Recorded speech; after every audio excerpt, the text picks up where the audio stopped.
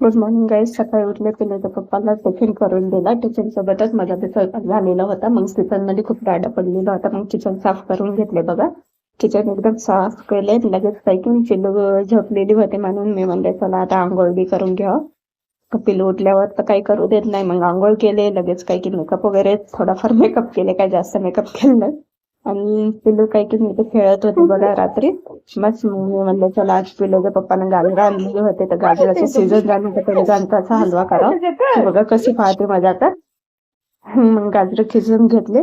कुठे तर खेळत बसली होती मस्त. आणि लगेच काही गाजर खिसल्याबरोबर लगेच गाजराचा हलवा केला. आज काही नाही, रात्रीला वरण भात करायचा होता, फिकं वरण भात. तर मग आम्ही विचार केला गाजराचा बी हलवा करावा त्याच्यासोबत. लगेच तूप टाकले. तुपामध्ये थोडे ड्रायफ्रुट्स वगैरे भाजले.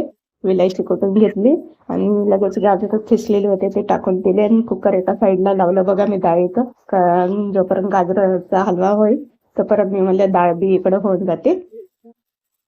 मग लगेच गाजराच्या हलव्याला त्याच्यासारखं परतून घेत राहावं लागतं.